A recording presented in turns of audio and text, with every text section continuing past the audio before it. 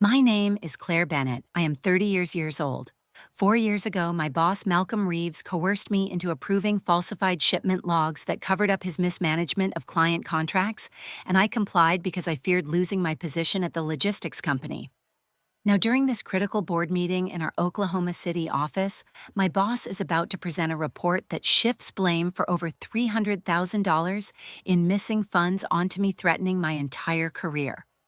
The junior assistant Riley suddenly interrupted with a clear voice, warning me not to trust the figures. I knew then that I would fight back against his manipulation with everything I had. If you have ever had a boss who used his power to silence the truth and pin the blame on you, hit that like button and tell me in the comments what your worst boss betrayal looked like. It means a lot to know I am not alone in this. Let me take you back so you understand how I ended up in that conference room with my career, hanging by a thread. I started at Prairie Logistics 4 years ago as a senior financial analyst. The pay was solid, the benefits decent, and I thought I had found a stable place in Oklahoma City where I could build something real. My boss, Malcolm Reeves, interviewed me himself. He was charming in that polished way executives can be, always talking about teamwork and growth. I believed him. For the first year, everything felt normal. I handled accounts, caught small errors, and kept the books clean. Then the pressure started. Small things at first. My boss would pull me aside after meetings and ask me to adjust a figure here or overlook a discrepancy there. He always framed it as helping the team hit targets so everyone could get their bonuses. I pushed back once or twice, but he had this way of making it sound like refusing would mark me as not a team player. So I went along. The guilt sat in my stomach like a stone, but I told myself it was just how business worked. The junior assistant Riley Quinn joined the team about 2 years ago, straight out of community college. She was sharp, quiet, and eager. I liked her immediately. She took notes in every meeting, organized files without being asked, and never complained. But after a few months, I noticed she stopped speaking up in meetings. She would just nod and stare at her notepad. I asked her once if everything was okay. She gave me a tight smile and said she was fine. I let it go because who was I to pry when I had my own compromises weighing on me? The night of that board meeting, everything changed. My boss had called the emergency session to review the quarterly numbers before the big client presentation the next day. The room was tense. He stood at the head of the table with his laptop open and launched into his presentation. The slides showed clean figures, but I knew from my own review that they hid major irregularities. He was about to pin them on my department. My stomach twisted. Then the junior assistant stood up. Her voice cut through the room. "Claire," she said, "do not approve that report. He is setting you up to take the entire fall so he can get his big promotion." The room went dead silent. My boss's face froze for half a second before he recovered with a laugh that sounded forced. "The junior assistant," he said smoothly, "this is not the time. Sit down." But she stayed standing. Her hands were shaking, but her eyes were steady. "I have stayed quiet for 2 years because you told me if I ever spoke up, my career would be over," she said. "You threatened to make sure no one in this industry would hire me. But I cannot watch you destroy Claire the way you tried to destroy me." My blood ran cold. 2 years. That was how long the junior assistant had been here. My boss had silenced her the same way he had been chipping away at me. I looked around the table. A couple of colleagues shifted in their seats. My close coworker Taylor Morgan met my eyes and gave a small nod. She had always been the one person I trusted completely. My boss tried to regain control. "This is highly inappropriate," he snapped. "We will discuss this privately. Meeting adjourned. Everyone out." People filed out fast, avoiding eye contact. My close coworker lingered. "Claire," she whispered once the door closed, "we need to talk, now." The junior assistant stayed too. The three of us moved to the small break room down the hall. The junior assistant's voice was still shaky but stronger now that the words were finally out. "He caught me reviewing old contract files one night," she said. "I found adjustments that funneled money into a separate account. When I asked him about it, he took me into his office and told me if I ever mentioned it again, he would write me up for incompetence and make sure my references were ruined. I was 21. I needed this job, so I stopped talking. I became invisible. But I kept watching, and tonight I could not stay silent anymore. I sank into a chair. The pieces clicked together. The pressure my boss put on me, the way he favored certain team members while keeping others quiet. It was all authority abuse, pure and simple. He used fear to control us. My close coworker pulled out her phone. I have been documenting things too, she said quietly. Small things at first, but there is more. We need proof before he spins this. I nodded. My mind was racing. We could not go to human resources yet. Vanessa Cole in human resources was professional, but she reported directly to my boss. We needed something solid. The next morning I came in early. The office was still quiet. I went straight to the file room where my boss kept the physical backups of sensitive accounts. I had never dared look before. My hands shook as I opened the drawer labeled Current Quarter. There they were, reports with my signature forged at the bottom. Numbers changed in ways that would make it look like I had approved transfers of over $250,000 to shell vendors. My stomach turned. My boss had been planning this for months. I took pictures with my phone, careful not to disturb anything. As I closed the drawer, I heard footsteps. My heart stopped. But it was only Ethan Caldwell from Information Technology. He had always been helpful with system access. Claire, he said in a low voice, I saw what happened last night on the security feed. If you need help pulling digital logs, I can do it off the record. I trusted him enough to nod. Thank you, I said. I might take you up on that. Later that afternoon, I met my close coworker and the junior assistant in the parking lot during lunch. We sat in my car with the windows up. The junior assistant told us more. My boss had promised her a permanent position if she kept quiet. When she still hesitated, he showed her a fake write-up he had already prepared. She had lived in fear ever since. I felt rage building. This was not just about me. He had been doing this to all of us. My close coworker squeezed my shoulder. We need to get Deborah Lang involved, she said. She is the senior mentor who has been here longest. She might have seen this pattern before. I agreed but warned them we had to be careful. My boss had already sent me a text demanding I meet him in his office at 4 o'clock to discuss the meeting. The message ended with a line that made my skin crawl.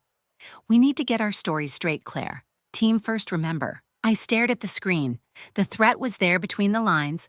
I showed it to my close coworker and the junior assistant. This is private coercion, my close coworker said. He wants to force you into another cover-up.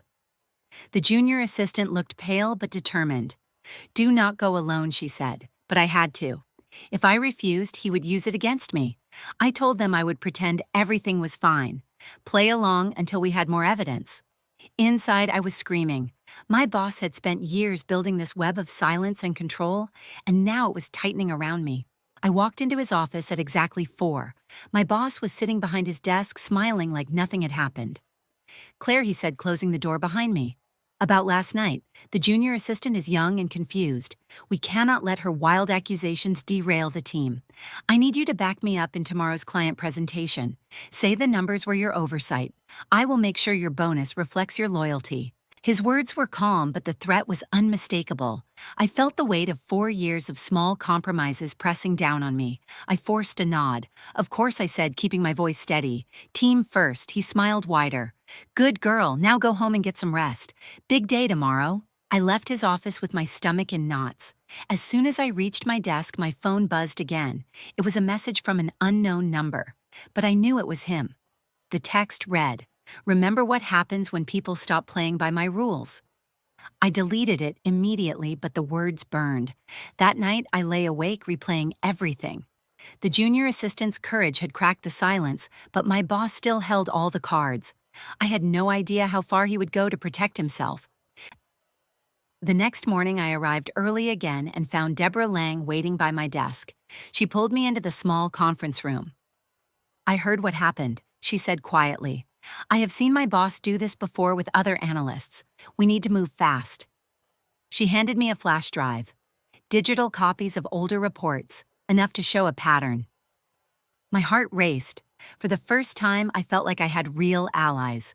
But as I thanked her, my phone lit up with another text from my boss. My office. Now, we have a problem with the audit. I stared at the message. My hands went cold.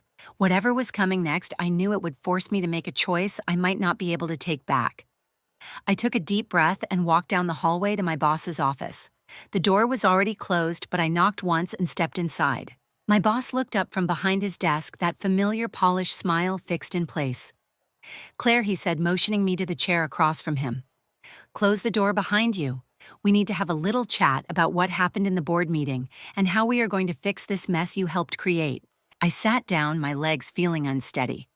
He leaned back, steepling his fingers, his eyes narrowing just enough to show the contempt he usually kept hidden. "You know I have always gone out of my way to protect you." He began, his voice dripping with false concern, laced with something sharper. "4 years here, and you let a confused junior assistant like the junior assistant throw wild accusations around? It makes me question your judgment, Claire, your loyalty. After everything I have done to shield you from the consequences of your own oversights." The words hit like a slap. I felt my face flush, but I kept my voice even. "I did not create any mess," I said. "The numbers do not add up, and the junior assistant was right to speak up." My boss let out a short, mocking laugh that sent ice down my spine. "Oh, please, do not play the innocent now. Those adjustments we made on the shipment logs 4 years ago? Those were team decisions, and you signed off on every single one." He slid a folder across the desk. Inside were copies of reports with my signature at the bottom, but the figures had been altered again to show discrepancies totaling over $180,000 funneled through vague vendor accounts. I stared at them, my stomach twisting. Those were not my changes. He leaned forward, his voice dropping to a low, cutting tone. "Here is what is going to happen. Tomorrow in the client presentation, you will stand up and take responsibility for the oversight in your department. You will say the errors were due to your lack of attention to detail under pressure. Do that and this all goes away. Your bonus stays intact. Your position stays secure. Refuse and I will have no choice but to start formal proceedings. Incompetence. Negligence. Maybe even suggest you were the one diverting funds. The board will believe me, Claire. They always do." The threat hung in the air, thick and suffocating. He was not yelling. He did not need to. This was pure authority abuse, the kind he had perfected over years of silencing anyone who questioned him. I felt the familiar pull to comply, the same fear that had kept me quiet for 4 years, but something in me had shifted after the junior assistant's words in the meeting. I stood up slowly. "I will think about it," I said, keeping my tone neutral, even as rage built inside me. "Do more than think." He replied, his smile never wavering. "Think about what happens to people who stop playing by my rules. Remember how quickly the junior assistant went from promising junior to the silent girl in the back row? That could be you, or worse." I left his office with my mind spinning.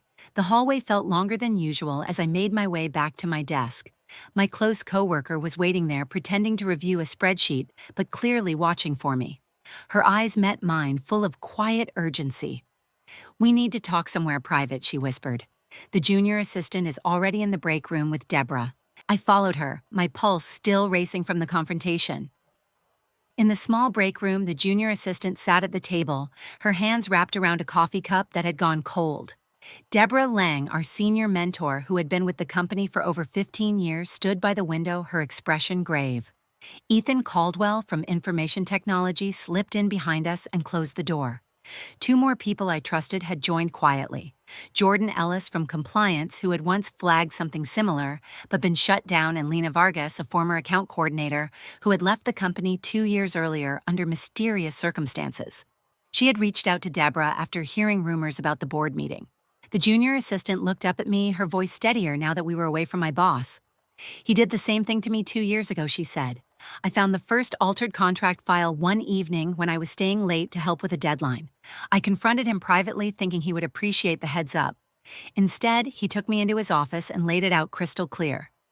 'Keep quiet, or I will make sure your entire career in logistics is finished before it starts.' He showed me a draft performance review already written, full of fabricated complaints about my attitude and reliability. I was 21, fresh out of college with student loans and no other offers, so I stopped speaking up. I became the quiet one who just nodded and filed papers. But I kept copies, hidden ones." Deborah nodded, pulling out a flash drive from her pocket. "I have seen this pattern before," she said quietly. "Not just with the junior assistant. There was another analyst 3 years ago who left suddenly after questioning vendor payments. My boss framed it as a personal issue, but I always suspected more. These files on here show a consistent trail of small adjustments that add up over time. Over $400,000 across 3 fiscal quarters if you connect the dots." Ethan spoke up next, his voice low. I pulled the digital access logs off the record. My boss accessed your account multiple times using an admin override he should not have used without notifying compliance. Jordan here can confirm the policy violation. Jordan Ellis cleared his throat. I flagged it internally last month, but my boss overruled me personally, said it was an internal matter. If we combine this with Lena's old emails, we have a pattern of coercion. Lena stepped forward, her face tight with remembered anger. I left because he cornered me in the parking lot one night after I refused to backdate a report. He told me no one would believe a junior coordinator over a senior executive. I had to start over at a smaller firm with a pay cut just to get away. When Deborah called me yesterday, I knew I could not stay silent anymore. The evidence was stacking up, but so was the pressure. My close coworker squeezed my arm. We have enough to go to human resources or even external regulators, but we have to be careful. My boss has friends on the board. I nodded, but inside I was torn. Part of me wanted to fight to expose every lie and threat. Yet another part remembered the way my boss had smiled while promising to ruin me. We spent the rest of the afternoon in hushed planning, photographing documents, backing up files, and recording statements from the junior assistant and Lena. The junior assistant's courage had sparked something, but every new piece of proof only made the stakes feel higher. By the time I left the office that evening, the sun was setting over the Oklahoma City skyline. My phone buzzed as I reached my car. It was a text from an unknown number, but I knew exactly who it was from. The message was short and vicious. I warned you about team loyalty. Human Resources has been notified of performance concerns in your department. Fix this tomorrow or the consequences will be permanent. My hands shook as I read it. My close coworker who had walked me out saw the screen over my shoulder. "This is escalating fast," she said. "He is not waiting." I deleted the text, but the words burned into my mind. That night, I barely slept, replaying every conversation, every threat. The next morning, I arrived early again, determined to meet with the group one more time before the client presentation. But when I got to my desk, there was an official email waiting from Human Resources. It was a formal notice of an internal investigation into financial irregularities, and my name was listed as the primary person of concern. My boss had moved faster than I expected. I stared at the screen, my resolve cracking under the weight of what this could mean for my entire career. The junior assistant appeared at my side, her eyes wide. "Claire," she whispered, "what do we do now?" Before I could answer, Vanessa Cole from Human Resources stepped out of her office down the hall and motioned for me to follow. The preliminary meeting had been scheduled for that exact moment, and I knew my boss had orchestrated the timing perfectly. The junior assistant squeezed my hand once for courage before I walked in. Inside the small conference room, Vanessa waited with a neutral expression, but my boss was already seated at the head of the table, his posture relaxed like he owned every inch of the space. He looked up as I entered and smiled that same polished smile, but his eyes held nothing but cold calculation. "Claire," he said first. His voice smooth and laced with that familiar sarcasm that always cut deeper than any shout. "I am so disappointed you let things get this far. After 4 years of me mentoring you, shielding you from your own little mistakes, and now you drag a confused junior like the junior assistant into some conspiracy theory. It makes me question whether you ever really understood what team loyalty means around here." The jab landed exactly where he intended, right in the center of my chest, where the guilt from every past compromise still lived. Vanessa cleared her throat and opened her folder.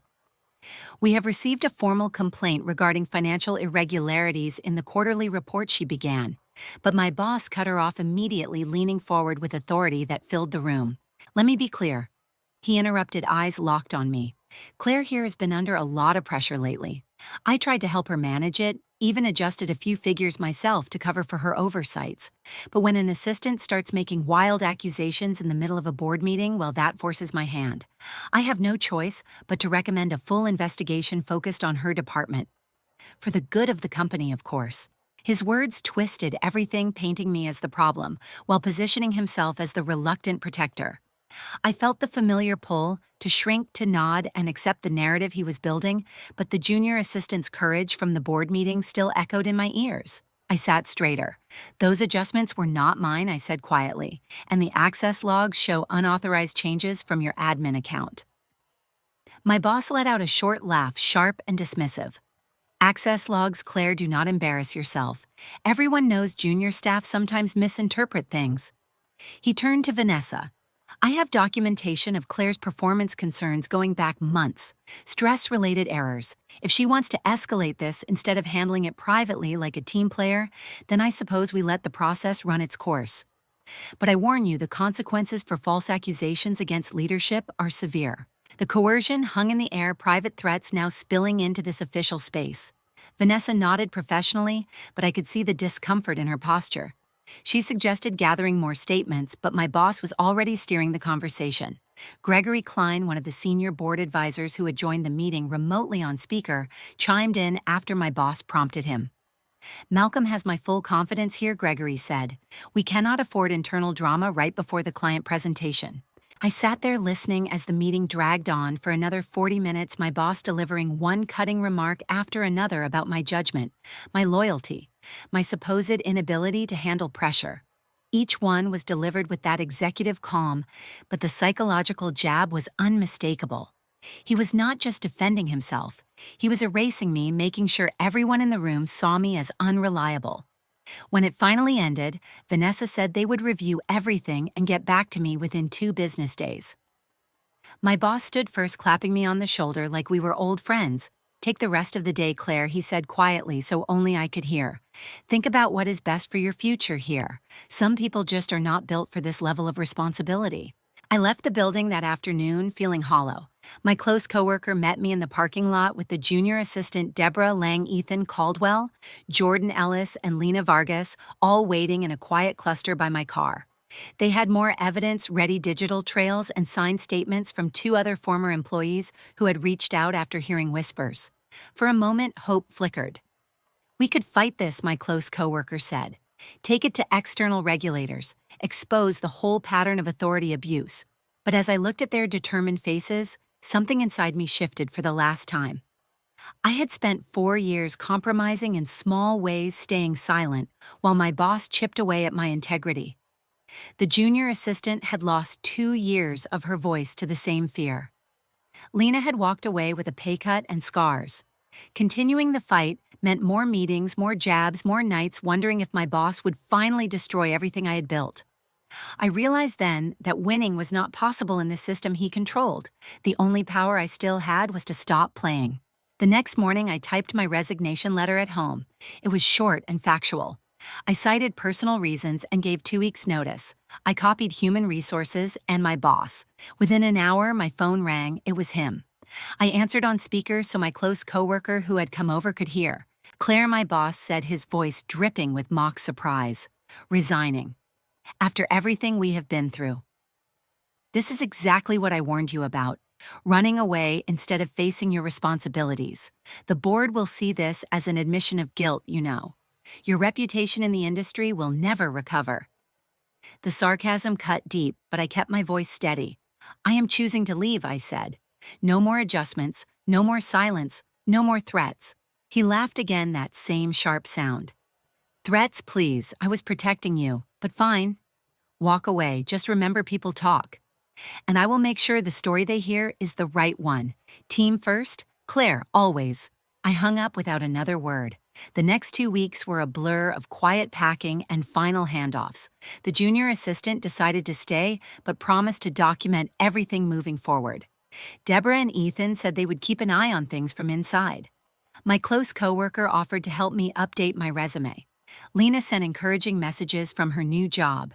But as my last day approached, the isolation settled in like a heavy fog. I had set the boundary, walked away from the coercion, but there was no triumphant exit. No justice served. My boss remained in his position, polished and untouchable. The company moved on as if nothing had happened.